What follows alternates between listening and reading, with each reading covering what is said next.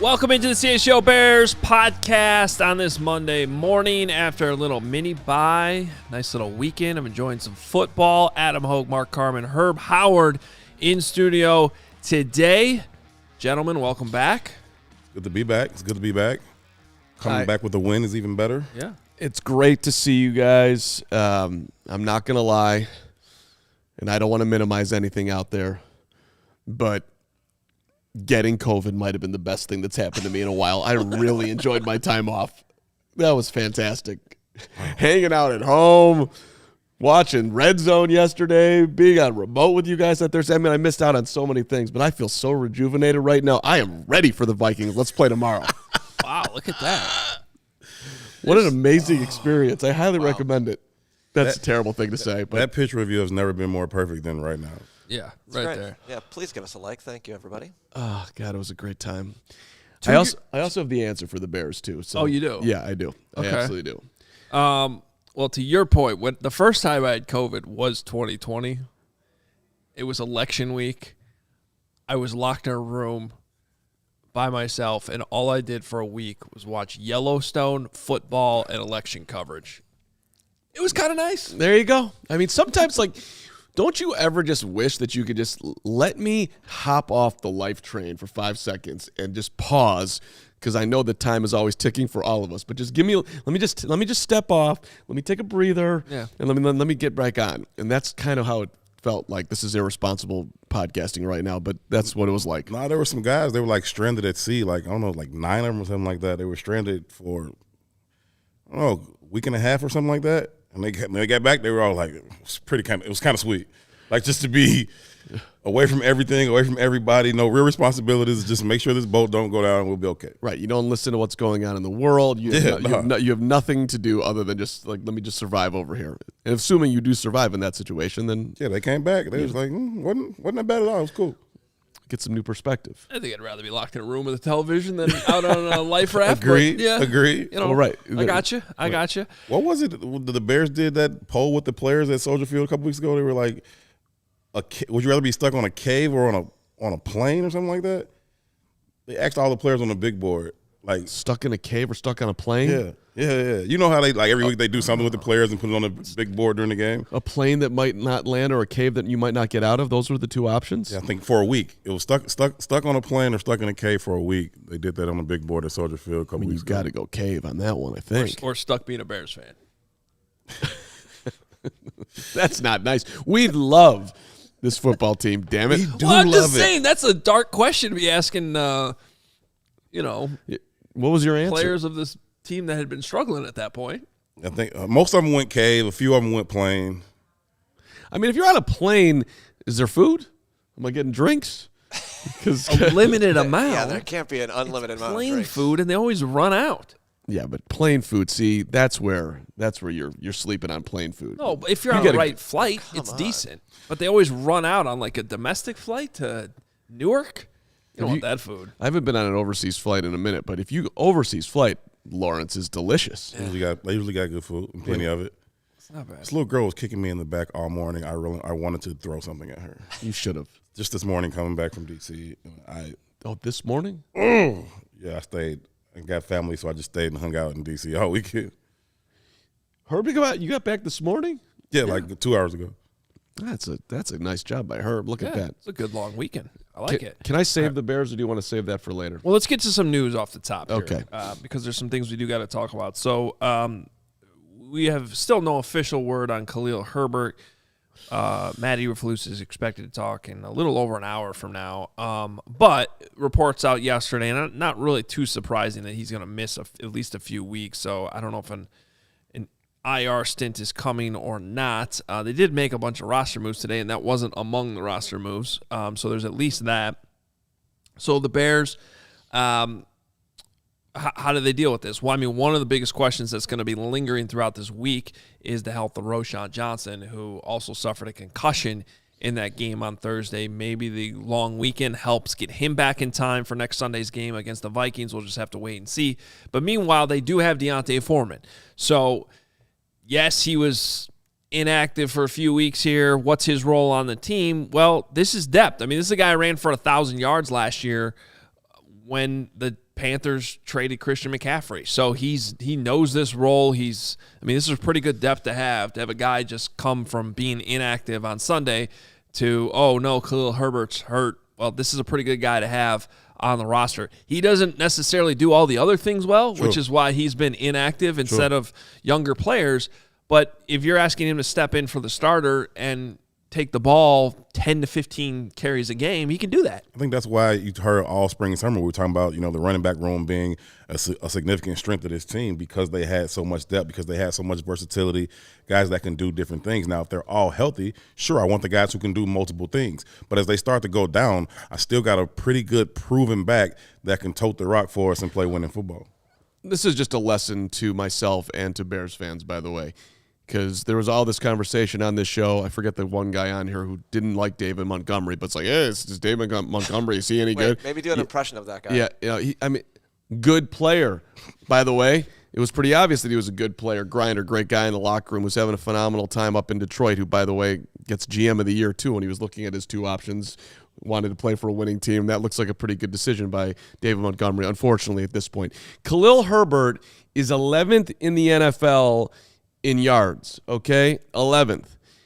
Forget the whole eye test part where when you're watching him play, if you're going down that road, there's seemingly nothing open, and somehow he pauses and finds a way, and also at times is carrying 5 would-be tacklers with him for another 5 yards, all of that. But if we just look at the stats, he's 11th in the NFL in yards with 272. He's 29th in attempts. All right? He led the league last year in 5.7 yards per carry.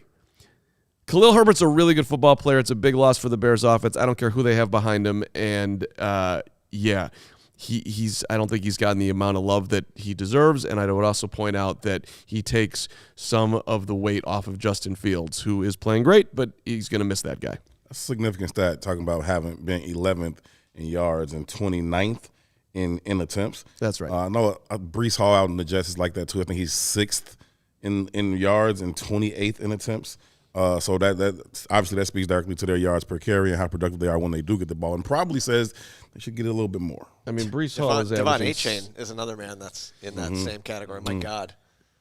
If we go You yards guys per are talking about a lot of guys on my fantasy team right now. It's making me very happy. Must be nice. If we go yards per carry, Breece Hall is, insane.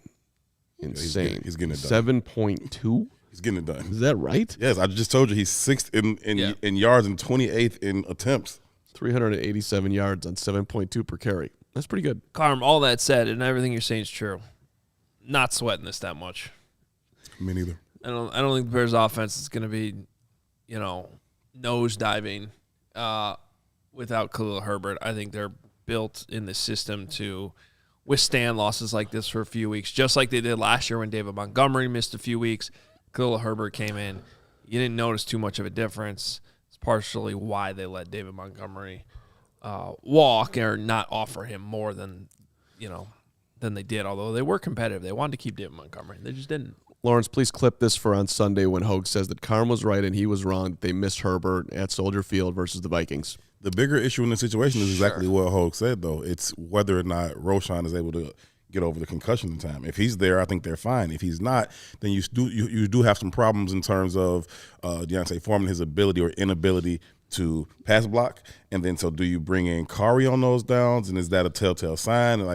Kari did some carries last week, so maybe you can have some trend stuff there. But if Roschon is good, and I don't know what's up with Homer's hammy, but I think they'll both. Homer's Hammy. Homer's Hammy. That sounds like a solid like a podcast. sandwich shop. It's either a sandwich or an old Simpsons episode.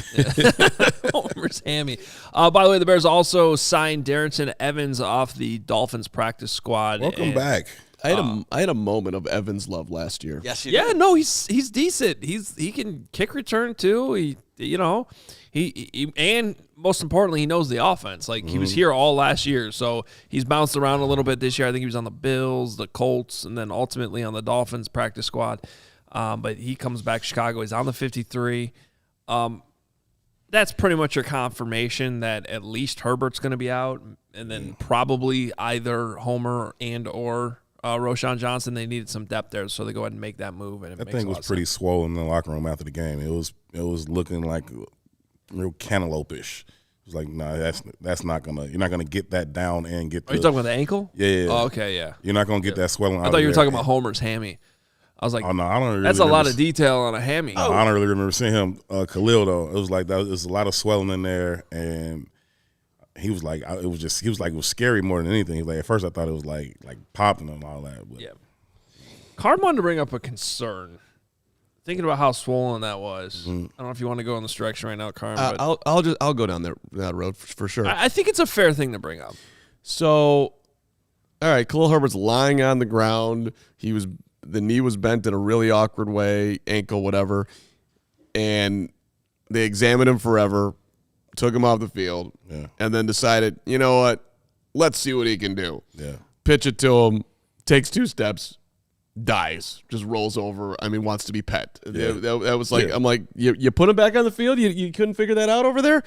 And then if we go elsewhere on the roster, Justin Fields at one point this year was carried off of the field or guided off the field by DJ Moore, put back on the field. Probably not the best decision. The game was over. Actually, did not seem like a smart decision at all then and now. You've had Tyreek Stevenson looked like he was massively dinged up and didn't know where he was at back on the field. You had the same thing with Roschon Johnson last week. So there's just some old school Flus coaching staff not getting great information. I don't exactly know what's going on. That's what I was going to ask you. Are we talking Dre or are we talking Flus? Well, whoever you want to throw. Right. Somebody's making decisions over there that needs to be, that just is not in line with protecting the player versus old school. Just we're living in the moment, and he says he's good, and so let's get him out there. I'm still not back on the Flus train. I'm still mad at him from Denver. However, as a head coach, there's a lot going on the sideline. Like somebody's either telling him he's good or he's not good. Like he's not really like all that involved. Like either tell me he can go or tell me he can't go. Yeah, if you're blaming the head coach, that's more of a big picture like hiring concern in like off season. Do we need to revisit in the moment in the game? You are trusting your training staff. And there's doctors involved too, so it's not all. Let's not put this all on Dre too. Like right, especially when it comes to concussions. Exactly, he's not the one clearing a player to come back in. And if and anything with Roschon Johnson, I think that's on the concussion spotter because I thought right away, oh boy, that was a big head-to-head hit, and he popped up as soon as it happened. There was a small hesitation, and then he popped up. He's like, "I'm good." You could see he literally said, "I'm good." And then he just sort of ran out there, and I was like, that to me was a moment where someone should have brought him over. Just because of the collision itself. Yes. Come out for a minute. Let's see what's going on. And they have that ability to call down to the ref, stop the game, get that player out of there. And I thought that was a missed opportunity. So he keeps playing. That's not, to me, that's not on anyone with the Bears. And now, can the Bears also look at their player and be like, yeah, maybe we should look at him? Sure, but with all these protocols in place, like, I think that gets missed above the Bears before it gets. Mm-hmm. So he ends up, at some point, someone recognized something, and then they did address it. Mm-hmm. So, and then, with Herbert, and we got the super chat here from Eric Forsell, $4.99. Bears training staff is highly suspect. I don't know. The thing about Khalil Herbert is they didn't have a running back left. Because between the time where he got hurt and came back, Travis Homer also got hurt. Right. And they were down to a fullback. They're trying to close out the game. He's probably saying, let me try it. There's probably a doctor going there saying that, and it probably can't get worse. And I don't know if that's true or not, but I'm assuming that type of discussion happens there. And then they say, all right, well, let's give it a go. Let's see if you can do it. And then it's very obvious right away it's not going to work. So to me, the only downside was you wasted it down there because you couldn't execute the play that was called because he was hurt. But given what was at stake and how badly they needed a running back to just help close out that game, and shout out to Kari Blasingame, who took the carries, is involved in zone read, which I don't know how many times they practiced with him. They didn't necessarily get any big pops. They still had to punt the ball, like things like that, but they still managed to get through the end of the game. I'm just saying, that to me, that's not – I'm not too worried about it. I think that it's worth bringing up as a discussion, but I don't think it's a crisis yet. I'm not, look, level of 1 to 10. I'm not making it anywhere close to a 10. I don't even know if it's a 5, but I am just pointing out that the communication that they've gotten around injuries this year has not been great. And I would also, let's extrapolate this out, perhaps unfairly, but I do wonder, and I actually, maybe Nick can ask this to Matt Eberflus or I can when I'm up there next. I'm wondering, does he have, maybe you know this, Hoge, and maybe you do, Herb, too. I don't.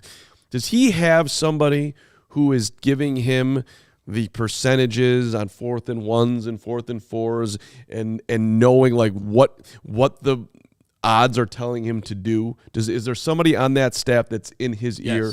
Who is it? Do you know? I don't know off the top. I don't remember the guy's name off the top of my head. Okay. I don't know who it is, but he always references. They met for he was. Now you're making me look stupid because this actually came up, I think, last week in a press conference. I'm the one that's looking dumb. I'm asking the question that I probably need to know the answer of. But I'm wondering, like, what kind of support is he getting? Because you're the defensive coordinator now. You are the head coach now. You deal with injuries over here, and then we got huge 4th and 1 decisions. And by the way, everybody killed him on the 4th and 1 in the shotgun and all of that. Yep. I watched Arizona run 4th and 1 in the gun yesterday and the quarterback run the football and not make it. So it's not like the Bears were the only one that's calling the gun on a 4th and 1. So just another real bad team doing it. Yeah, it doesn't make it right. 2 runs. I got it. But they've. I'm just saying, there's a lot going on. I'm just curious on the level of support he has. I feel you. I asked him that after the Broncos game about that very decision, and he said, "Well, the numbers tell us that we're really good in the short yardage running it that way." Oh, okay, cool. Right.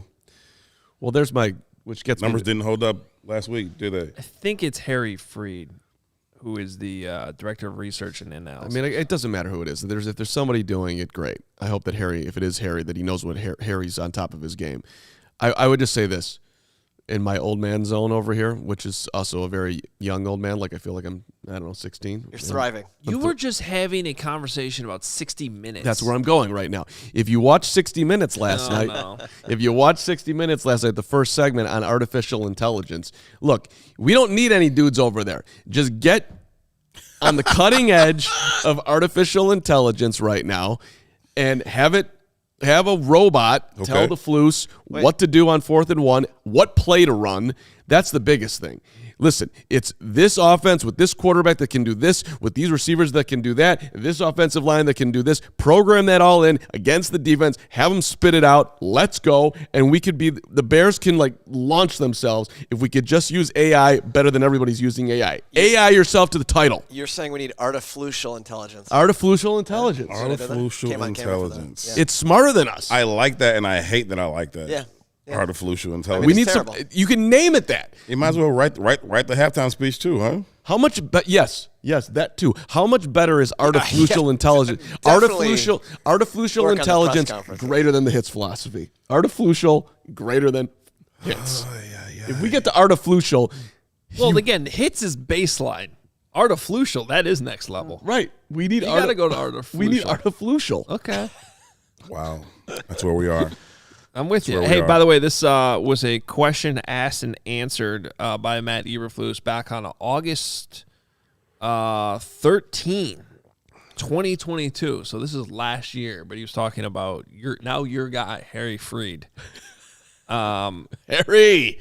But he was talking about, he was asked if anything paid off with the preparation with Harry Freed, and he said, yes, I would say the challenge flag. The challenge flag was one of them. Then all the talking about when we're going to go for it on 4th downs, getting that information early to Getsy so he can plan his 1st, 2nd, 3rd, and going into 4th down. If we get the first down, fine. If it doesn't go, but I think that's really helpful to the play caller to be able to get that information early. Then what we're doing early with Hightower. Also, what's our plan? Are we planning to go for it? Are we planning to kick it? Are we planning to punt? There's that quad zone where you're in between the 40s there where you've got a lot of decisions to make. I thought that was good on his part. So there's your guy, Harry Freed, to answer your question. There we go. That's high-level stuff, Hoge. You're hosting the show, you're giving takes, and you're doing research dating back over a year. I mean, well, that's why my takes are, shitty most of the time. this ain't Hoge's first rodeo. The takes come last. Just remember, Herb, Hoge was under my tutelage in 2008 as an elite intern at WGN, and he's taken all the brilliance that I taught him, and he's gone next level. There you go. No, I always talk about this. In all seriousness, it was the greatest internship any intern could ever have because I literally did all of Carm's work. There you go. It's a great hire. I mean, think It's about legit, it. though. No, but how many interns get hired and they sit And around don't do and nothing. no one gives them anything to do? Carm would take naps with his feet up in his cubicle. Oh, I have pictures. This is Carm in his cubicle, like this. Meanwhile, David Kaplan has me writing his updates and doing all the production on the show, booking guests. Hey, here's Ryan Sandberg's number. Call him. We had a guy that was insufferable to deal with. I won't mention his name, but Hoge got along with him. Handle that part too. Oh, I know who you're talking about. Oh yeah. Good on you for making Hoge great. I mean, I would just that's ask. mentorship right there. I would interview whoever was coming in. I'm like, do you know how to do this? Do you know how to do this? Do you know how to do that? Yes. I've been doing it in Wisconsin for the last. Great, you can do my job. Outstanding. It was great. All right. We are going to get to the takes part here because I have something about Flus I want to talk about here. But before we get there, are you in the market for a new vehicle? If you are, we have great news. You guys already know this. Ray Chrysler Dodge Jeep Ram Fox Lake. They've joined the CHGO team here. We're really excited about it. And at Ray CDJR, you'll always be able to shop one of Chicagoland's largest inventories and find unforgettable savings.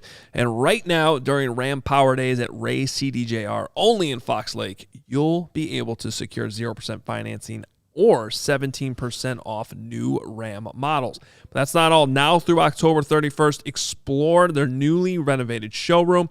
Take advantage of limited time 7-year anniversary savings. If you're in the market for a new vehicle, then you have to check out the team at Ray Chrysler Dodge Jeep Ram because they are the only team we recommend. Visit them today on Route 12 in Fox Lake. If you go over there, tell them CHGO sent you. It's a great place. I promise you they'll take care of you. For more information, visit Ray CDJR in Fox Lake or raycdjr.com today. Serving the community since 1963. And shout out to our friends at Game Time Tickets. If you are in the market to go to the Bears game against Minnesota on Sunday, first of all, you should be coming to our tailgate. But secondly, you should be downloading the Game Time app and using the code CHGO, and there you see it on your screen. If you've never used it before, you get $20 off. That's right, $20 off on your first purchase, which is sweet. Game Time has the best prices guaranteed when you use it for literally anything, sports, concerts, comedy shows, whatnot. I've literally used it for all of the above. Game Time Tickets. Again, download the app, use the code CHGO, $20 off on your first purchase. And yes, there is no easier way to go, and they show you exactly where your seats are going to be. I'm kind of addicted to the Game Time app. Download it today. All right. I want to give out some shout-outs here, if we can do that. It's been a long time since the Bears got a win. Got a chance to watch a lot of the film over the weekend. And Great.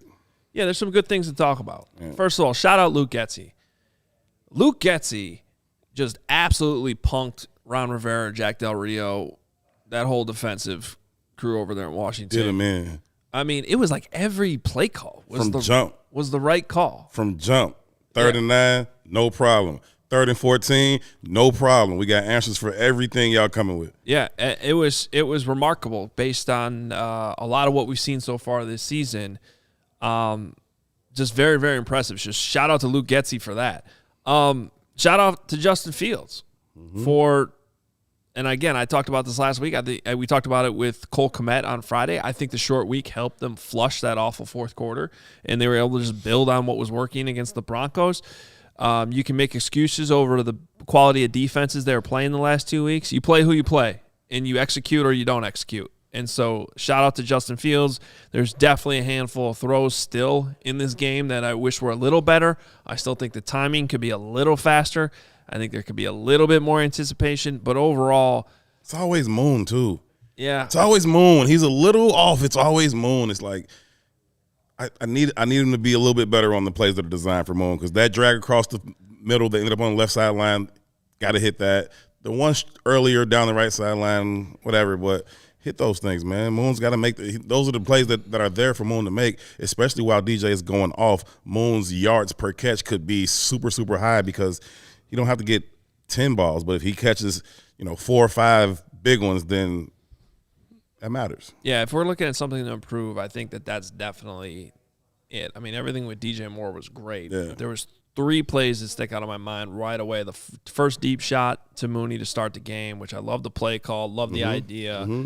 And I'd prefer to see – I'm not saying the ball was perfect. It wasn't.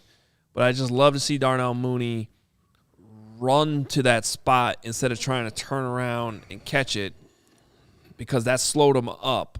And if he just kind of gets there and runs under it, which is not an easy catch, but it's the NFL, and we've seen him make those plays. He catches it in stride, and he's probably gone. It's probably a touchdown on the first play. The shot to Mooney in the end zone, that to me was definitely on Fields. It could have been – I just think it should have been thrown a touch earlier, and the spot's fine. But if you're going to throw it when he did, timing-wise, then the ball should have been a little bit farther towards that back pylon. Yeah. And Justin Fields, right away, you could see him go. Yep. That was on him. The other one that you talk about, it wasn't a drag. It was a sail. I think it was a sail. Yeah. And he got just sort of twisted a little bit by the DB coming out of his break to get over to the sideline. Slowed it down just a little bit. Yeah, and that's where you just – this is like when we talk about the gray. I think that ball actually landed where it's supposed to go if the route is perfect. If he's not held up at all, Mooney's probably right where that ball is. But the reality is it's very unlikely that the way you run it versus air, or you run it versus the scout team. Get a free release and free run through that. So just a little bit more air is what I want to know now. Just a little bit more air. Yeah, you got to adapt a little bit. And so that's all. So this gets to a bigger discussion. Let's stick on here with Fields, since we kind of went down that route for a second with these shout-outs. Where are you guys at with Justin Fields now? Because I think I'm still in, man. I think I'm still in because and if you actually parse through what I've been saying for these last few weeks, I don't think this is me changing anything. I still think he's good. I have my concerns that he's ever going to get over the hump to really throw as an anticipatory thrower. I just don't. Is there room for improvement? Yes, and I think even just a little bit here could take him to that significant next level, quite frankly. But to me, like, I was up in Wisconsin this weekend, and there's all these Packer fans. Well, what got it in the Bears? And it was like, well, this is what we all thought they were going to be these last 2 weeks offensively. That's why I don't think this was like fake optimism or wrong optimism. It was what it was supposed to look like from the jump. And I just keep going back to my rant from a few weeks ago, which is Justin Fields is too talented that his floor should be way higher than it was those first 3 weeks. And honestly, I know the numbers looked great against Washington. I actually think that should be where his floor is. Where the numbers were high, yes, but if you actually watch the game, there's still some misses, and but the misses were kind of predictable misses. They're kind of ones that he's sort of working through right now. But the whole thing should still work because of his ability to threaten you as a runner, threaten you with his arm. If it's planned the right way and executed and called the right way, which it was going back to Luke Getsy, that's what it should look like. Yeah, I mean, I haven't seen anything from him over the last 2 weeks that I think isn't sustainable. I haven't seen anything I don't think he can do that again. I think he's really, really talented. I'm in the same place that I've always been with him. I think he can do everything that you want a star quarterback in this league to be able to do. I think he can make the throws. I think that he can read the defenses. Obviously, he has the athleticism. I think he has the arm talent. Is put it all together, right? Improve on the anticipation and stop the near misses, right? Those are game-changing things. And so I think he's got everything you need to have a franchise quarterback that could lead you to a Super Bowl. So that's where I've been with him. That's where I'm still at with him. It's nice to see it come together for a couple weeks. So I thought like the highlight moment of his last 2 weeks off the field was his press conference after the Broncos Broncos lost midweek. He came in there relaxed and what? I'm telling you, you have to. I just love you so much.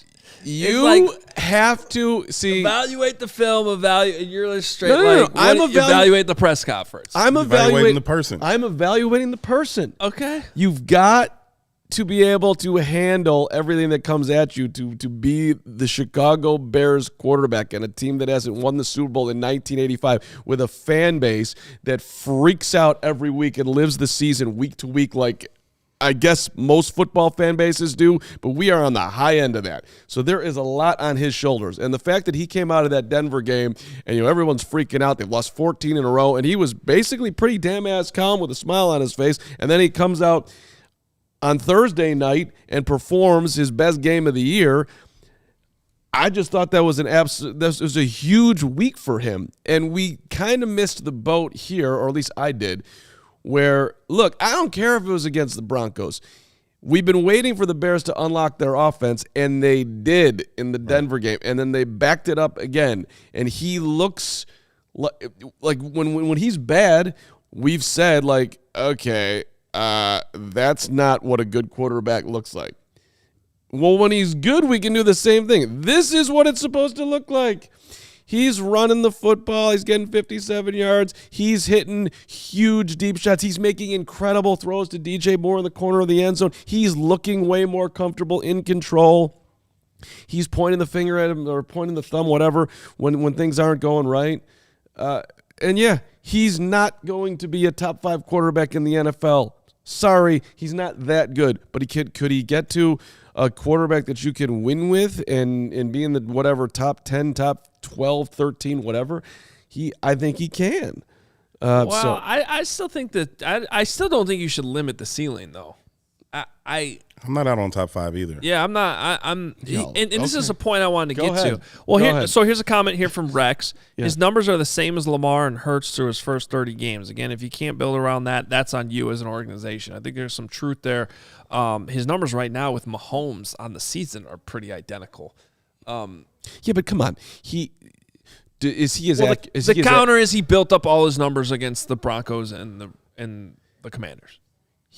You can make that argument. How important is accuracy for a quarterback? Very. He is not on the high end of accuracy. He's probably not even on the middle end, which is a problem. Well, and that gets to a question. There was also consistently, no. Yeah. But can he do it? He can do it, but we've seen him throw balls that you couldn't walk down there any better. Like, we saw Thursday that touchdown throw to DJ Moore in the back corner. Right. He can do it, and he does it. He just doesn't do it consistently, which is the whole point of accuracy. Well, but this is let me go on a little rant here about this. This is exactly why I think there's a difference between accuracy and anticipation. Right. So there was a comment up there a second ago from Augie's boy or whatever, but the gist of it, whether we bring it up or not, was how do you improve anticipation? You either have it or you don't.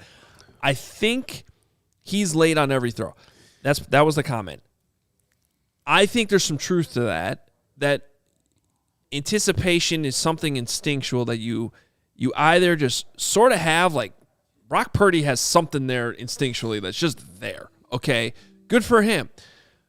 I do think you can improve it a little bit, though, from repetition, which is the same thing I'm going to say about accuracy, which I do think accuracy can improve.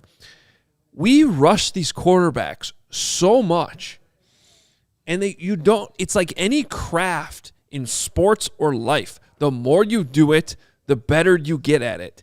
And we're putting a lot of these quarterbacks in an unfair position where they just don't get enough reps at the college level. And then they get thrown in the fire at the NFL level. And quite frankly, we rush that evaluation too, which is why I get a little frustrated with the Caleb Williams talk. Can we just let the season play out? Can we get Justin Fields another, how many games are left now? 12? 12 games of reps before we get to that point? Because that's a lot of football. And you're seeing it right now. How does that a couple of those out throws to DJ Moore, that one that was almost intercepted, right? But it was actually completed. If you're watching the film, and I guarantee you they're in that quarterback room today saying, hey, we just need to speed this up just a little bit. Well, that could actually improve. That little tick can improve just from getting more chemistry and more reps with your guys and trusting and knowing they're going to be there. That doesn't mean he's ever going to turn into like Tua with the way he throws. He starts throwing before a guy's way out of his break. Because he has to. Those dudes outrun the ball. Right. That's a good point. But it can improve to the point that DJ Moore looks way open compared to just, he made that nice catch, he broke the tackle and ran for 20 yards. I think when the key word I heard you say there is trust. I think that's what anticipation is about. It's about trust. It's about confidence. Once he's able to do that a couple of times, then he'll be more confident. He'll trust it more and let the ball go. Listen, there is a cumulative effect to not being surrounded by good players. And I'm not excusing him. I'm not absolving him or anything. But when you aren't used to being around good players, which he hasn't been the first 2.5 years of his career, then you're just like, I don't really know if I should put this ball out there. As he gets more reps where that works out for him, I think he'll trust it more. He'll be more confident. He'll let that ball go. I do believe that he can improve his anticipation. I just want to throw out, I absolutely love the people that watch the show and the Bears fan base. First of all, I came on here and said, do not boo the guy. And then we did Stand with Fields. And now I'm saying that he's going to be a top 10 quarterback. And you people are running at me like, we're back because Carb's hating on Fields. Where is the hate in that comment? I didn't say that he can't be top 5. Yeah, that's right. He's and I see people like that according to fan base right now is hate. That is insanity. People need to chill. Well, you know what that means. We're back to week 1. I guess we're back to week 1. We're back to week 1 where you couldn't even say something nice about Fields without being called a hater. Right. And then the others, Justin Fields is the black Josh Allen? No, he isn't. No, he isn't. Josh Allen throws the ball 1,000 miles an hour. He is not on that level. Look, I mean, come on, man.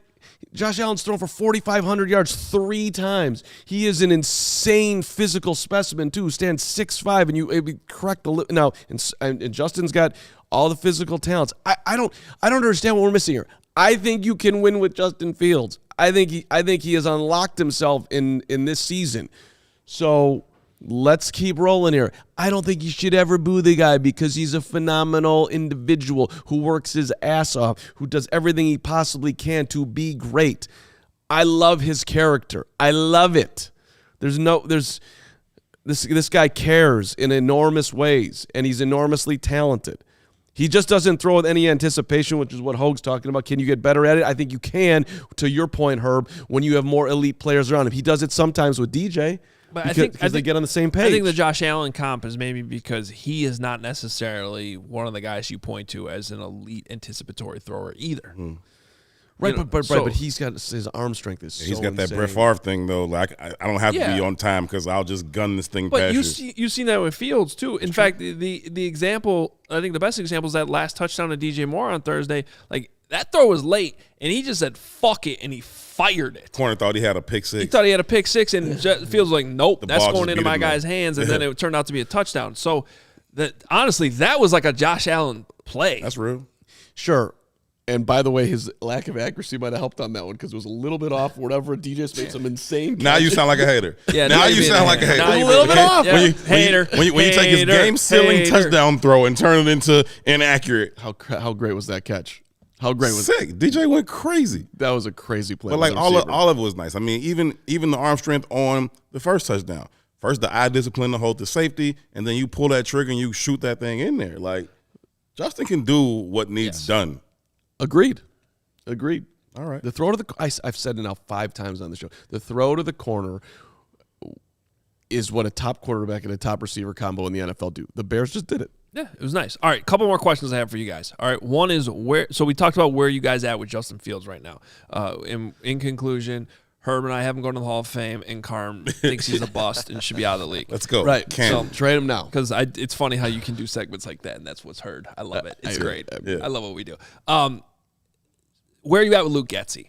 Because this is honestly, Luke, the stuff with Flus, which we'll talk about Flus here in a minute, like the stuff that really started to eat at me with the Matt Eberflus, where I started even last week, and it was stuff you talked about, Herb, right here on this set, which I thought was fair at the time, about just being a leader. And, like, where's the leadership right now? Like, that's where I started to veer towards, like, oh, no, where's this going? Right? This seems to be spiraling out of control so quickly. But like Fields, I do think, these coaches probably should get at least the rest of this season to really, see this thing full through this year. So that's Flus for one thing. But with Getsy, part of the reason why I've been so confused is, like, I really felt like we saw enough last season with how that offense shifted in the middle of the year. Yeah. The ability to adapt, to not be stubborn, to put your players in the best position to have success with their talents. I was so confused that would seem to disappear early in this, in the first 3 weeks of the season. I'm like, where did that guy go? Why is this happening? But now it's back. So now I'm like, I think I like Getsy. I think we can stay here. Can we stay in this spot, Luke? Because this is good stuff here. This is good. Listen, with Flus and with Getsy, you know how like you get into it with your spouse sometimes, and then like you kind of over it a little bit, but you haven't let it go yet. Like you kind of want to get all back like cuddly again, but you're still looking at her like. I just want to hang on and be mad for a little longer. Like that's just kind of where I'm at with both of them right now. But in terms of Getsy, I think the biggest point of evaluation and test for any coach is just like your ability to adapt to your personnel and to the game plan and what it calls for on a given week.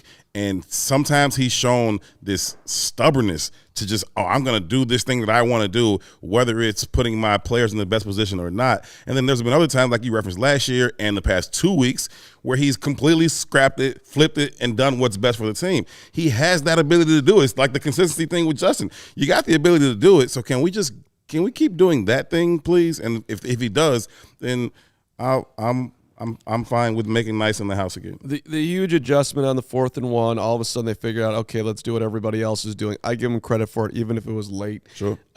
What I've really liked about Luke Getsy, you're going to love this one. Does it have to do with the press conference? No, but he looks calm. He has a calm look on the Getsy. He does do that, even when they were looking awful a few weeks ago. I mean, they would cut to him and he'd just be like, "What's the score?" Yeah, I mean, he's just kind of doing his thing. Now, you're gonna love this one too. Luke Getsy is not asking my opinion here, and for whatever reasons, he's comfortable on the sideline. Hey, Luke, I personally think you should be up in the box. Here we go. I think. How do you see what's going on the sideline when you're surrounded by 8,000 dudes and you can't see what's happening? That's why you have coaches up there that tell you. I am going to argue with this one strongly. I mean, you would know this better, Coach Hoge. I would hate to be in the box. You got to be down there on the field, connecting with your players, seeing the look in their eyes. You can talk to them at any given moment. You have to be like, hey, I need you to put Justin on the phone with me now. Wait 30 seconds. The game's moving too fast. Then he gets on the phone. You can't see his face as you're talking to him. You, right. Yeah. I totally disagree. What percentage of offensive coordinators are on the sidelines? I'm gonna figure this out today. But stop asking me questions that you could research before the show. The good ones. I thought you were going to agree and I would have to push the point, but that's a fair point. I will take that feedback. Excellent point by you. No, but most of them are in the booth. A lot of them are, no question about it. But and it's because they can see the field, they can see the coverages. Right. I get it. But if you have coaches under you that you trust to see that stuff, it's not that hard. If you have chemistry with Janoko, who's upstairs, and he's telling you, hey, they were in cover 2 there, maybe think about this. I'd still want his expert eyes looking at it up there. I'm going to ask him this week, the next time I'm out there. I'd be interested to see when you actually do the research and find out how many are there. I'd be interested to find out who's there and who's their quarterback. because I would assume that there's probably a more veteran quarterback that I'm not so much worried about your demeanor or, we don't need to have these conversations so much as just the pure X's and O's of it. But if I still feel like, and they're just growing, they're a year and a half into this thing. They're still growing. I still need to feel your energy. I need you to feel me. I need to check in with you sometimes. Yeah, but do you see Justin going through a roller coaster each game? Like, I feel like he's pretty level-headed Fields. Like, I don't need to look in his eyes all the time. Like, I know what I'm getting from this dude. To me, it's more about the communication and being able to grab you.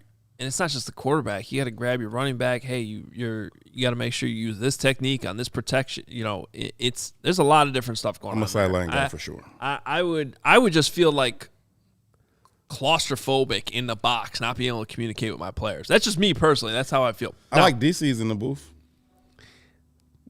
Look, I don't know what it is about me, but I like a nice, powerful coordinator on either side of the ball, sitting up there in that booth, seeing everything, communicating down to the field. Let's freaking go. I think it's a good question, though, and I think you should ask Getsy it. Yeah. I think in the way I would ask it would be like, Coach, can you go through some of the pros and cons of being on the field versus being in the booth, and why do you like being on the field? And I think he'd give you an honest answer, and he'd probably recognize some of the cons too, because it's a fair point. You do see the game better from upstairs. But I just think there's so many intangibles in football that, for me personally, I would prefer to be down there on the field to be able to feel all those things. I got it. Well, me and you, we'll see what he says. Plus, you're too close to Joniak upstairs. That's you don't want that. Real quick, while you were doing the shout-outs, I thought about this. Shout out to the Bears fans, man. They always travel well, but they did it again in Washington.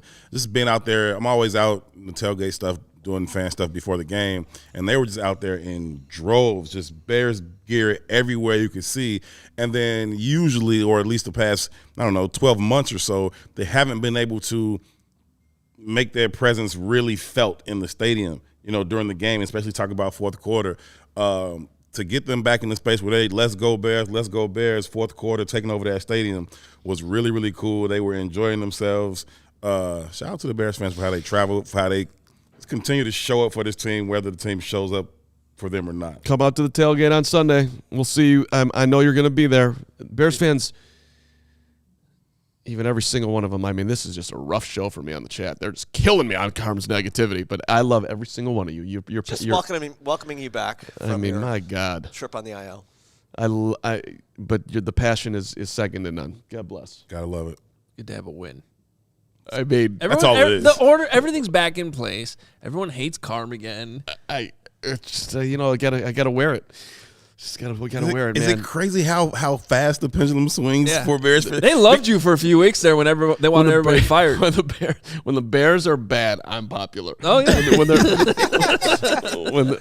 they're on a 1-game winning streak, let's go. A 1-game winning streak. Let's go. That's hilarious. Please win Sunday. Awesome. I beggeth of you.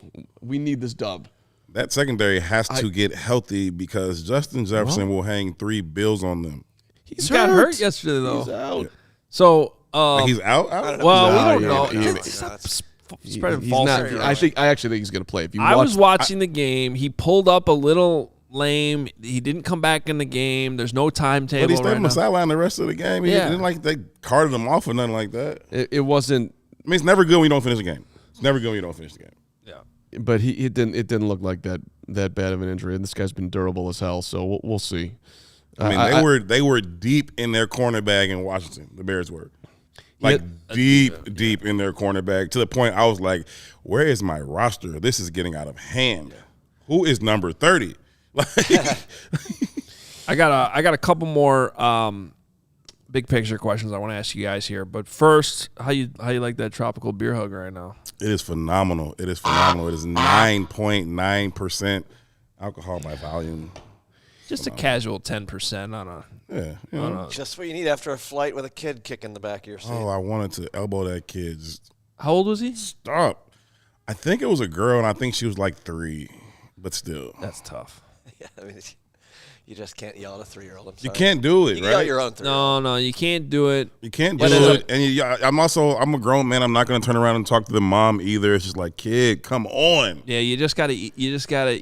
Yeah, But as a parent, like, I know that's the one thing that when my kids are on the plane, I'm like, that's the one thing I get on my son for. Is like, just don't kick the seat. Please stop. Like, noise is one thing. You can't tell your kids to be quiet. They're kids. She's back there talking it up and chatting, but she wasn't annoying with that. She's just try not to kick the seats. That's the one thing. But also, it'd be nice if, I don't know, if we get 1 more inch of leg room, just so we could be treated like humans. No, cattle. It's all about cattle. I mean, just we take out 1 row of seats, just so we can just so my knees can just give a little bit. I don't know. I'm asking for too much. How are they going to keep their 200-foot yachts if they do that? Anyway, the beer hug will get you through this for sure. Goose Island is our preferred beer of choice here at CHGO. We are supported by Goose Island Beer Company, Chicago's beer since 1988. Right now, they got those beer hugs. That's the tropical version right there. Very good. Oktoberfest. 312 Wheat Ale, the Full Pocket Pills. So many good choices with Goose Island. Grab ultra fresh brewery exclusive beers at Goose Island's original brew house on Clybourne Avenue in Lincoln Park, or from their tap room on Fulton Street in Westtown. Goose Island Beer Company, Chicago's beer. I see Nick in the chat. Nick's very disappointing. His latest podcast, what was that? What's it called? The Conversation? Couples coverage. Let's go. Couples coverage. You keep calling it the conversation. It feels like the conversation. Couples coverage. It's amazing. Nick doesn't like to carve pumpkins. See? Sarah in the background, Nick. She said what? That's amazing. All right. So, I agree. Too much mess? It's messy. It's time Too many birthdays. Your hand hurts. Not 10. That's why I don't like it. I don't know if you remember this a couple years ago. I carved this perfect bull's pumpkin. Too old for that. I vaguely remember. And it was like, I surprised I am not a creative dude. I surprised myself with this pumpkin. And I retired from pumpkin carving right there. I'm like, this is my masterpiece. I'm done. What about a nice roasted pumpkin seed after a pumpkin carving with a Goose Island right into a DraftKings bet? The NFL season's going strong. How about that? DraftKings Sportsbook is hooking up the new customer like you who's, carving a pumpkin, unlike Soft Nick, getting it done with even stronger moves right now. $5 on any game this week. What is going on outside? Enough with the honking. $200. You bet $5, you get $200 instantly in bonus bets. DraftKings isn't stopping there. All customers can take advantage of a sweetener every game this October. You could do it. You could do it tonight when Carm's got Jimmy Garoppolo going for the Raiders. Let's get a win tonight. Get on in. Special opportunities each and every weekend. Get in on the game day greatness. Download the DraftKings Sportsbook app now. Use that code CHGO. New customers, once again, $200 instantly in bonus bets when you bet $5 on the NFL. That's the code CHGO. Only on DraftKings Sportsbook, an official sports betting partner of the NFL. The crown is yours. Gambling problem, 1-800-GAMBLER. Visit www.1800gambler.net. In New York, call 877-8-HOPE-NY or text HOPE-NY. In Connecticut, help is available for gambling problems. Call 888-789-7777 or visit ccpg.org. Please play responsibly on behalf of Boot Hill Casino and Resort. Licensee partner, Golden Nugget, Lake Charles, Louisiana.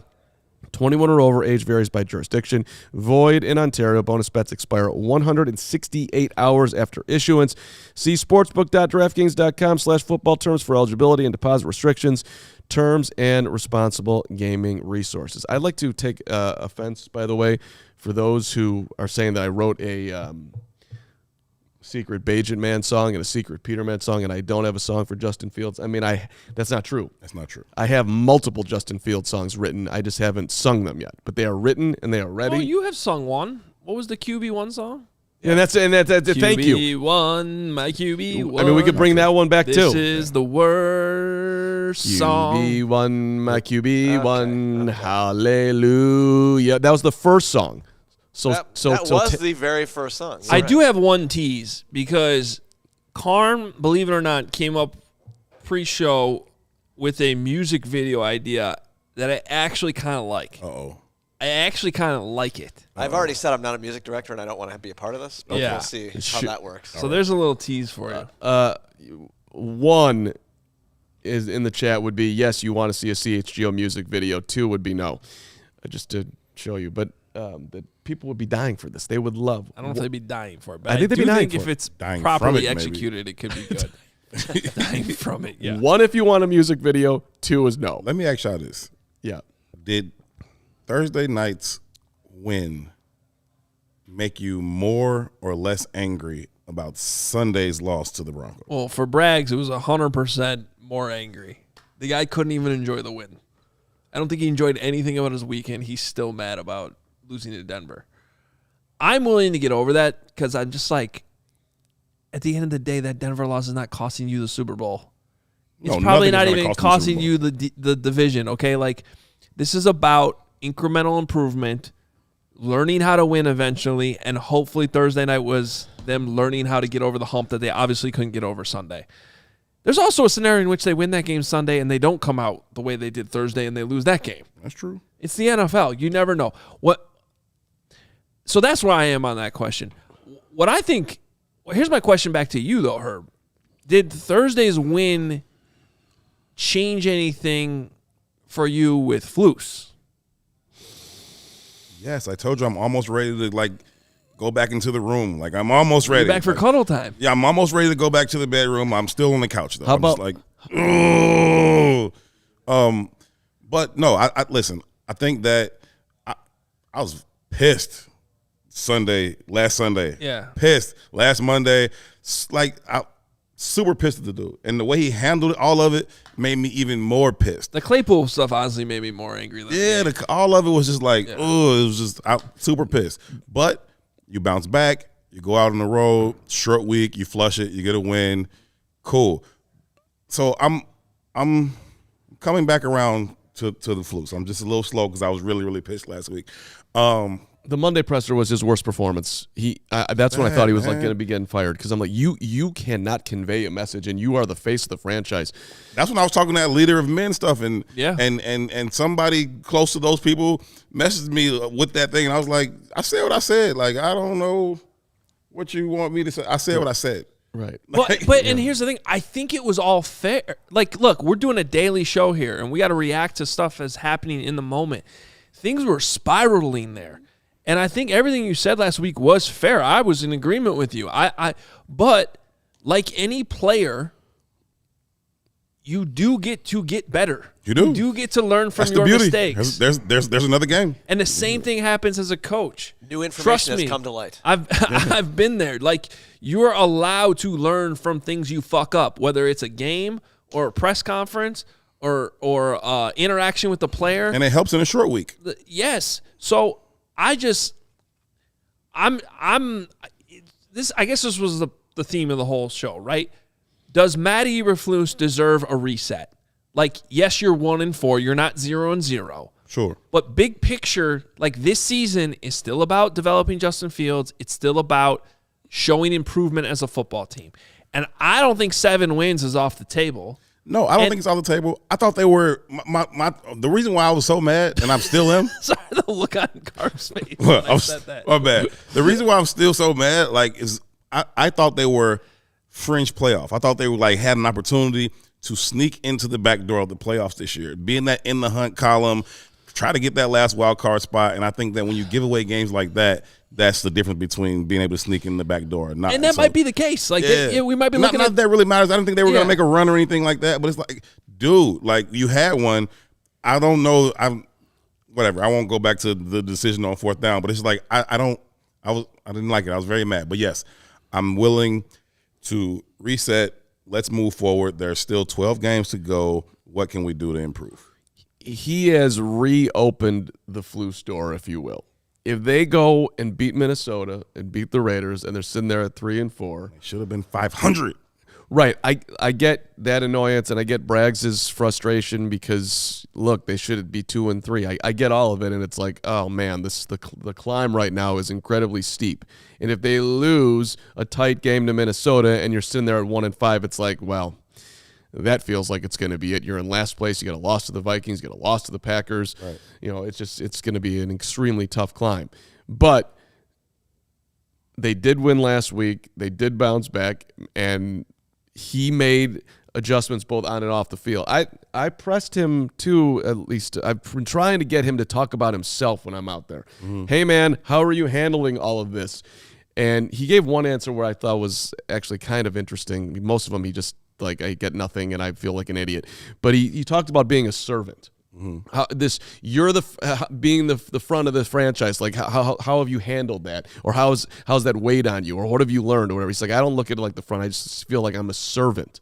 Like he's literally like out there basically. I'll take all the arrows, man. Like look where we're at. We're trying to develop the quarterback. We're trying to develop guys who can get to the quarterback. We're a young football team, and yes, we've made some mistakes along the way where we could have won a couple more games, but ultimately, this is not. I don't think anybody can point at Matt Eberflus and say, like, you guys should have been a 500 team last year and you should be over 500 now. Like that's. I'm like they've left some on the table, but like it's. I don't think it's. It's not like he's done some horrible job with some superly talented roster. No, they was trash last year. And listen, I stand on everything I said last Monday. I stand on that, right? And I still say we can reset and move forward. I'm always gonna be fair. I'm gonna call it how I see it. I'm never disrespectful though. Like I'm gonna ask you what needs to be asked. I'm gonna say what needs to be said. I'm never gonna do it in a disrespectful way. It's never like I don't like dude. It's like what is dude doing? Like I think dude likes you too. You have a good Flus relationship. It's cool. I mean, I try to approach all those dudes with respect. I got a ton of respect for every coach in the league and every player in the league. It takes a lot to get to where any of them are. Ditto. I got a ton of respect for that. But when you fuck up, answer for it.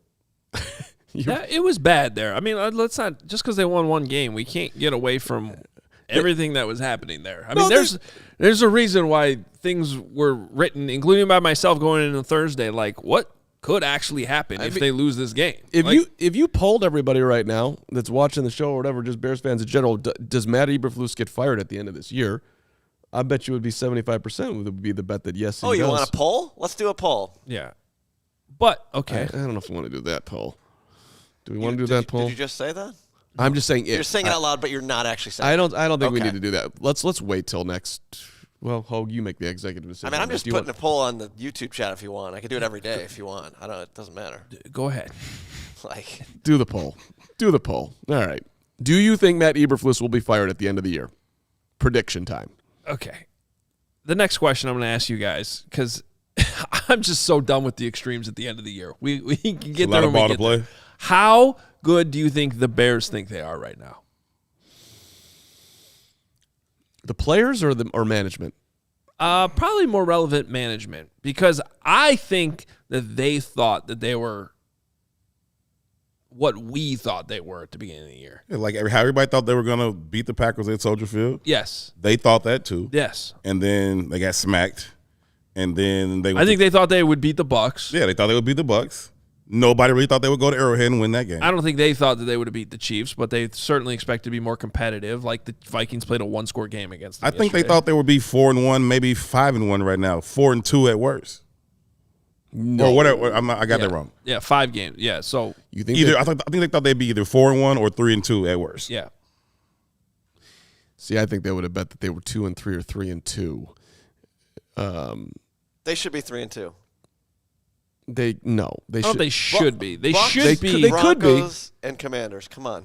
But the Bucs. But they should have beat. The Bucs beat. But you can't say they should have beat the Bucs. They got their ass kicked. They were never in that game. Right, exactly. But I believe that's the big question. You think they're better? You can go 4-1. You're saying you think they're a better team than the Bucs, and they just. Not to mention the Jordan Love experience. But this goes back to my reset thing. Where do you? I think they think they are a little bit less than what they thought week 1. I think I think Thursday got them turned all the way back around, almost completely back to, okay, we are who we thought we were, right? And I think there's just like a little bit less than that because, again, they just take some time to get that confidence and be legit about it. So it's interesting how the Bears' schedule works out here because they have another 5-game chunk here before another mini bye. So they just went through a 5-game chunk, which ended with a Thursday game on a short week, and they got a mini bye. That's exactly what's about to happen here. So they get the Vikings at home, the Raiders at home, the Chargers on the road, the Saints on the road, and the Panthers at home. All of those games are winnable. Could they flip it and go 4-1? How many are they favored in? If they beat the Vikings, they're not favored against the Vikings, by the way. They're 3.5-point dogs. If they beat the Vikings on Sunday, I think they're favored against the Raiders. Yeah. At home. At home. Let's just talk about that spread, by the way. They are a 3.5-point underdog at home against a 1-4 Minnesota Vikings team that's got Justin Jefferson with an iffy hamstring. Right. That tells you what they were 3-point Vegas dogs thinks at about home. the Bears. What Vegas thinks about the Bears. That's fine. They're 3.5-point dogs to the Broncos too, and they should have and they lost. won the game, and 3. they covered. And then they were 6-point dogs to the Commanders, and they killed them. So,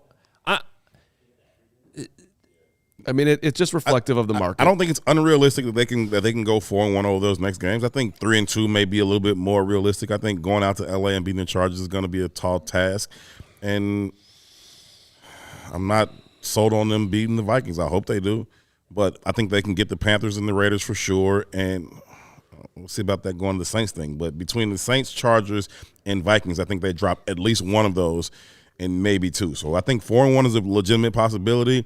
I think 3-2 is probably more realistic. I think 3-2 would be a big victory over the next chunk of 5 games. Agreed. That puts you at 4-6 in the hunt. 4-6, Yeah. and now all of a sudden they're more on pace to what we thought they would be this season. With 7 to go, 4-6 with 7 to go. To answer your question at the very start here, what does Bears management think of the team? I think they thought that they would be quote unquote in the hunt. I think they would. I think that at bare minimum, or maybe not at bare minimum, but I think they thought that they would be challenging to be a back end playoff team. Poles said it. I expect improvement, and I don't think when he meant improvement that they would go from 3 wins to 5. I asked Poles when they had his press conference at the beginning of the season. I said, "How many? Give me a percentage on the holes that you think you fit on this roster." And to his credit, he kept it a buck. He was like, about 75, 80. Right. Well, there you go. I don't think you can say I got 75% of a team and think I'm going to go make a legitimate run of the Super Bowl. But could I sneak into the back end of the playoffs? Sure, I could do that at 75, 80%. Right. Move forward. All right, Hoge. All right. We have some super chats to get to before we get there. Just a couple things I want to hit on from watching football on Sunday. New information has come to light. I'm going to throw Cubs in Studio B today because Luke is off today. So it's just a duo. So we'll throw them in B. So we could go another hour. Okay. I don't want to go another hour, but but I will take advantage of that time because I did want to get to some things from Sunday from watching football, which was kind of nice. You get to observe the whole league. Sweet. Let's talk about the Vikings a little bit because I watched most of that game, and sorry, I'm just distracted by Nick slacking of something. Very important. About you keep going. I'll be right back. Talking at House Hall today. Carman emergency. Okay, so excuse me. The Vikings playing the Chiefs. The Vikings are an interesting team to me, Herb, because last year they win 13 games. All by the skin of their teeth. And everybody was like, they're not a 13-win team. This year, we went into the season being like, they're not going to win as many games as last year. I honestly think they're like an 8-9 win team last year and this year. Yeah. Like that's what and they're dealing right now with all types of stuff that goes into football, fumbled luck, one-score games, how they swing on a couple plays here and there, which you know all about. Yeah. And it's like everything they had last year going for them is going against them now. But I still think they're solid, and I think that they showed that yesterday in how they played the Chiefs into the fourth quarter. That was a game. It got to be a 2-score game. Then they battled back. They made it close. It came down. They had a Hail Mary chance that Kirk Cousins got sacked on, and Justin Jefferson was hurt. Hawkinson came out at one point too. I think they're rightly favored by how much they should be against this Bears team. No, I agree with you, man. I think surely you can look at some of their wins last year and say, hey, they just pulled out some tough games. cool, but there's something to be said for being able to pull out close games, right? The Bears were in a lot of close games last year. They didn't pull out very many of them, and so I give them credit for being able to pull out close games. That being said, I agree with you, right? You sometimes at some point the median is gonna kind of just settle in, and I think that's probably where they are right now. I think they could still end up being an 8-win team. I think that's a really, really tough place to go and play. I think obviously everybody knows how dynamic Justin Jefferson is. He missed the back end of that game, and so if he's in there, could he make a play here or there that could swing that thing? Probably, maybe, right? And so they showed they can play with the best teams in the league. I think that, they had some tough breaks. They had some good breaks last year. It's kind of how the game goes, but I'm so sick of Kirk Cousins not even not doing the right thing on the last play of the game, but just doing the absolute worst thing. You can't take a sack. Get the ball off, bro. Like I get it. He got pressured early, but just I don't care if you throw it straight up in the air. Like, get the ball off. He didn't have much of a chance, though. He didn't. Get the ball off, though. Justin would have gotten out of there and fired it. How's that? Maybe. Now you're just being facetious. Okay, but that brings me to the next point I want to make here. Looking around the league, I don't see a ton of amazing quarterback play. No. And I sure as hell don't see good offensive line play around the league. No. Although the Bears are getting better at O-line. Well, that's what I wanted to get at. Yeah. All of a sudden, you have Justin, Playing good who quarterback. I would still trust over a lot of these quarterbacks I'm watching on Sunday. With any type of protection that seems to be improving a little bit here, it's certainly better than like what Daniel Jones is getting right now from that Giants O-line. Yeah. That's a mess. I mean, Kirk Cousins, he's not getting any help right now from his offensive line. That's a mess. Now, on the flip side, the Bears got to find a way to create more pressure. Hopefully, Flus keeps dialing some things up this week because this is another opportunity to do so. There's very few quarterbacks right now that you're like, yeah, that's playing working. at a high level. Yeah. No, I haven't seen a whole lot of that. I mean, if I want to be respectful, I'd say you got to give Jared Goff some credit, but I still think I'd take Justin as the best quarterback in this division. Like, if I was starting a team with the 4 quarterbacks that are there, I'd take Justin over Jared. That's respectfully to how he's playing, what his team is doing. But yeah, I don't think there's a whole lot of quarterbacks right now looking around the league like, yeah, I'd rather have that dude than Justin. Maybe if you want to talk long term, I hear you. But right now, the guy's playing well, man. no doubt about it. That's what I'm saying. I respect what he's doing, but I don't know that I'd be like, I'd rather have him than Justin right now. Like, If you were to have a draft of just the NFC North quarterbacks and the Lions had the number 1 pick, who are they picking? I think they're taking Goff. as a draft, not. Yeah. He's not old. He's not old. I think that they would draft Justin. I think so too. I think and this goes, but this gets to a larger discussion, and I think Goff is another example. Goff is an example that honestly we should have some patience with. At me. Thanks, Jim. Let's just end the show. Again, 112. I had it turned off until 111. We're way past time. Keep going. What about Goff? Why don't you just put? You have it off. You can't do that on a phone. What are you talking making about? things up. Yeah. By the way, because our podcast listeners probably couldn't even hear that, Carm's phone just went off about 30 yards away. And once again, for the second time in 2 weeks, someone else had to go over there. This is a bad job. I don't know why you're just not a normal human being who works in media and you keep your phone on vibrate. I do actually normally. Then why has it rung 6 times since I got here? Twice. Slow down. Keep going. Let me hear this. Let me hear this Jared Goff take that you're about to do. No, Goff has improved with experience, with getting more reps. This is what I was talking about earlier in the show. If you're looking for hope with Justin Fields, this is a guy that was certainly not perfect. He was a high draft pick, and he's gotten himself in a good situation in Detroit, and he's winning football games and playing pretty well. How many times has Jared Goff thrown for over 4,000 yards? He did it once. He did it 3 or once 4 times. 3 times. Yeah. All right. How old is he? 28. He's probably 29. He's 28. 28, yeah. Okay. Been to a Super Bowl. Now, granted, they had a great defense. I got it. I don't know, man. He threw for last year. Just to name it, I can't. He threw 29 touchdown passes, 7 interceptions, 4,438 yards, 7.6 yards an attempt. if Justin Fields did that, you'd have him in the Hall of Fame. That's impressive. Check Fields' numbers. He's not far off on path for this season. That's impressive. Being serious. Yeah, you're going to shave your head. Okay. Listen, the last 2 weeks have been. I hope. $6.99 in 2 weeks. Boy, You're I getting to be nervous. honest, Hey, listen. I hope Fields finishes with 3,999 yards just so I don't have to look at his bald head. Please, God. Listen. We've settled on the source of the hate. I mean, I single-handedly turned around his season, and now when I bring logical conversation, I'm the hater. Don't boo Justin Fields. Stand with Fields.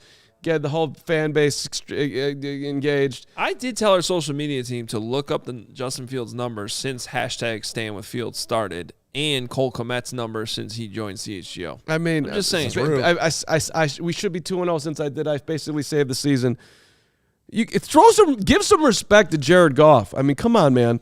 He's throwing for 46, I used 88. respect like 3 times in my statement. Okay, fine. Who are you arguing against right now? We all agreeing that Jared Goff is playing well. You Just said if I was starting a team today, I'd take Justin.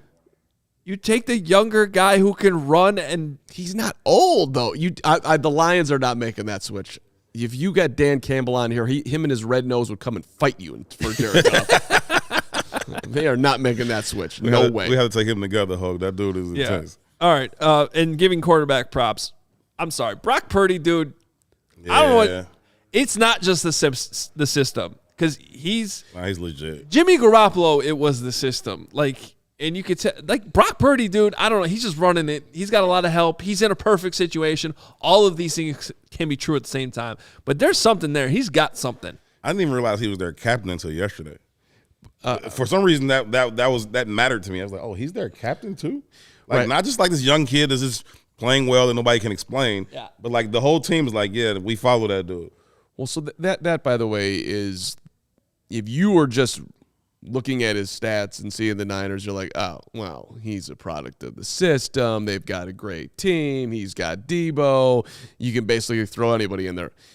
That was the general take for those who weren't watching him every week. Now it's like, oh, well, maybe you can be the last guy picked in the draft and just be that good. Shout out, by the way, to Kevin across the street. The store is out, and he's doing a great stretch. I mean, look at that stretch, Hoge. Guy's doing a nice elbow and a leg. And he give it up for the people every day. I mean, Kevin is the man. Speaking of which, diehards, anytime you want to do your diehard raid. It's 55 degrees on Kevin. No, he gonna give it up for the people every day, regardless. You're gonna get that chest every day. I mean, it is give it up for the people. Yeah, I mean, it is time to be like Kevin and become a diehard and join us at the official CHGO tailgate. Best in the city, damn it. This coming Sunday, Bears Vikes. Following Sunday, Bears Raiders. Thursday night, oh, it's going to be lit with Carolina. Of course, we're not committed past then because we know it's going to be cold and you don't want to come out. But but through November 9th, baby, we are rocking and rolling, and you get all our merch at discounts. And when's our next happy hour, Hoge? When we're hanging out on the Zoom with you for... I don't know. Someone else is welcome to plan one, too. All right, fine. I'll take care of that today. I need a happy hour. I need to connect with everybody that's yelling at me today because I want. Yeah, you do need that. I can have another Goose Island for happy hour. Yes. Yep. But you got to step up now. You set the bar with Carlos Zambrano, who's showing up to the next happy hour. You know what? I'm going to surprise you with an upper level guest for the next happy hour. How's that? I mean, it's hard to come up with a bigger surprise. If we're going with just surprise, than having Carlos Big Z in Zambrano. there? That was amazing. I'm going to work on it. I mean, if you had told me 20 minutes before the happy hour started, hey, I'm going to come up with the most random big time guest, like an actual big Chicago sports name that you'll never think of. I mean, I never would have thought of Zambrano. Yeah, I don't know if I can ever top that one. That was pretty incredible. Let's be real, but that was yeah. Nice. Hey, one more thing on Purdy though. I tweeted this last night and I really believe it because I'm just watching this game. Mm-hmm. This franchise gave up 3 first-round picks and a 3rd-round pick for a quarterback that made 4 starts. 4 starts before they traded him away and got rid of him. And then they used the last pick in the draft and found Brock Purdy. As much as we talk about that, I do not think we talk about it enough. It has never happened before. It never will happen again. It is, I don't know if it's luck, credit. I don't know how we're supposed to evaluate this at all. I just know it's an amazing story. And if this guy goes on to win a Super Bowl this year with that team, it's one of the most incredible stories that I think any franchise has ever had in like sports history. I'm like, it's got to be up there. No, for real. That's legit, though. But I think, like, they swung and missed on Trey, and they didn't swing at all and hit on Brock. And it's like, I don't even know how that happens. And I know he gets a lot of Tom Brady comparisons and 199 and all of that.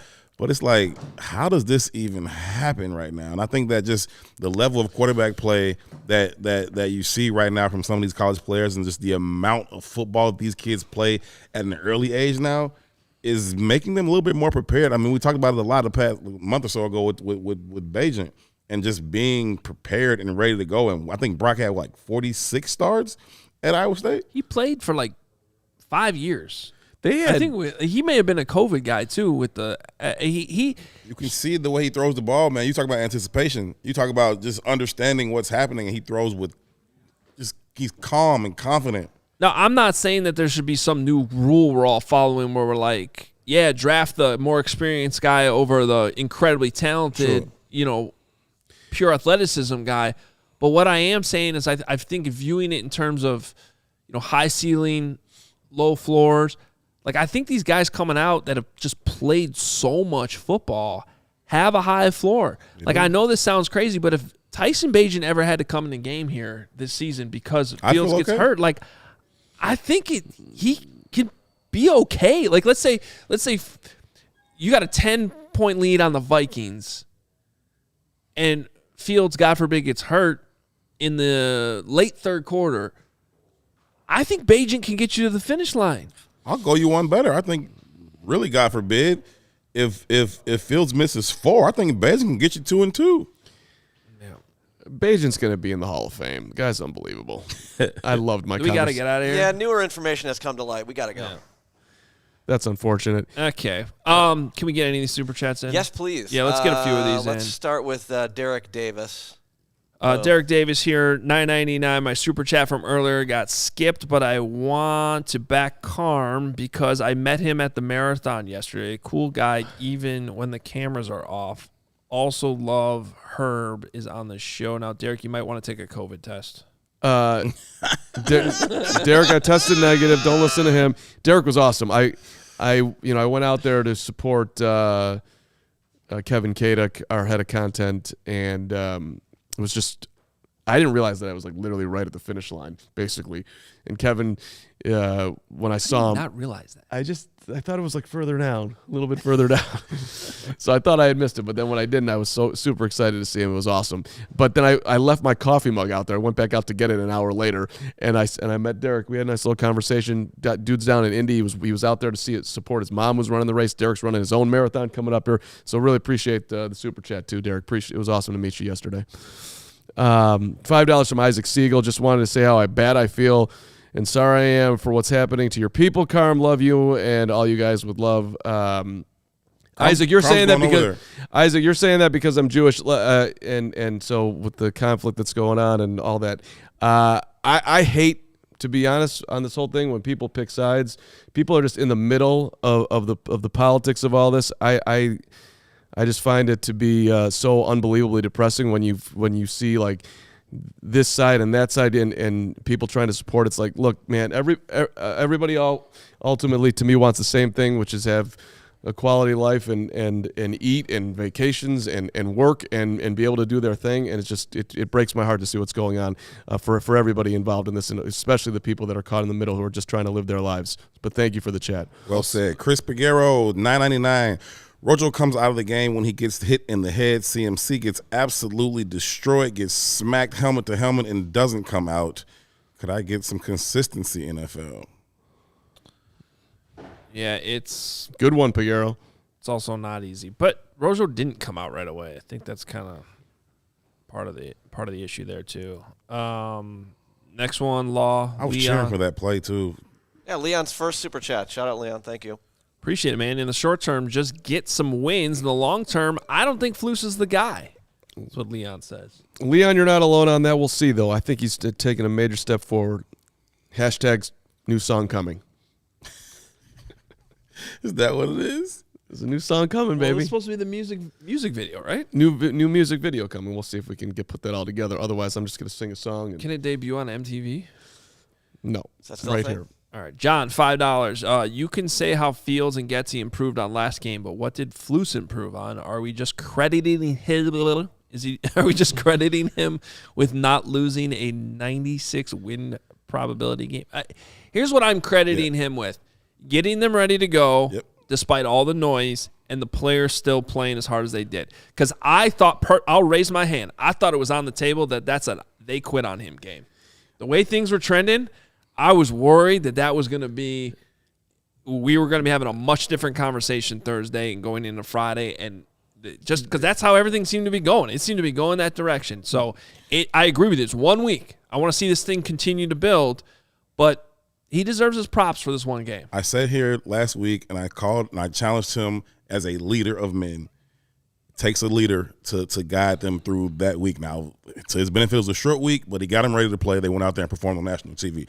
Youngster Joey, Lynch and Shanny are a great example of how winning cures all. Solomon Thomas at number 3 overall, and then 3 firsts for Lance. Just win, baby. It's an excellent point. They should have had Patrick Mahomes if they were doing it right. Nope. They also have hit on a number of really good middle round picks. They've made, the Christian McCaffrey trade was unbelievable. 14 straight games with a touchdown for that dude. Greenlaw is really, really good. Also, just good coaching. Yeah. It's a good staff. Kyle Shanahan, his scheme, it's really good. So yeah, that's a very fascinating organization.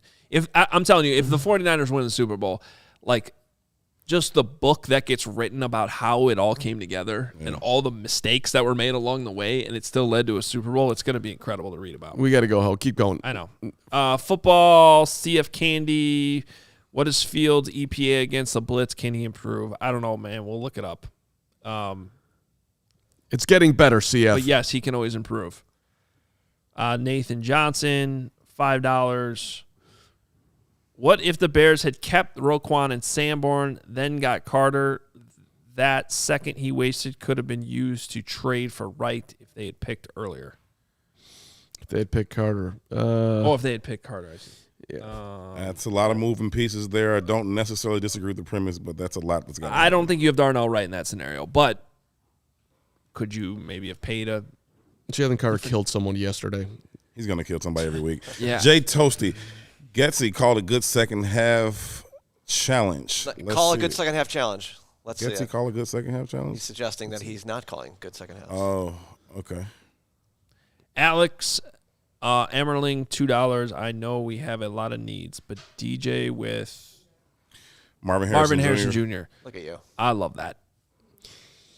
That dude is good. Dare to dream, baby. Dude is good. Again, we got 4 months of draft shows coming up, but He was commenting on DJ's Insta. I think he wants to play with him. don't sleep on Jerry Rice's kid on USC. Also good. He looks awesome. And we'll end it here. Bear Down Omaha, my favorite. The Carmen's more championships than any Bears GM. That's right.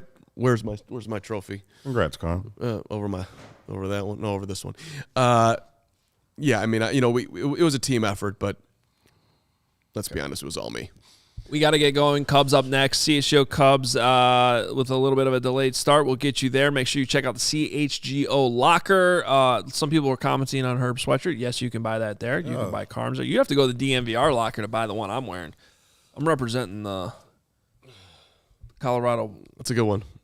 Let's go. Our next head coach. Doubt it. Dion.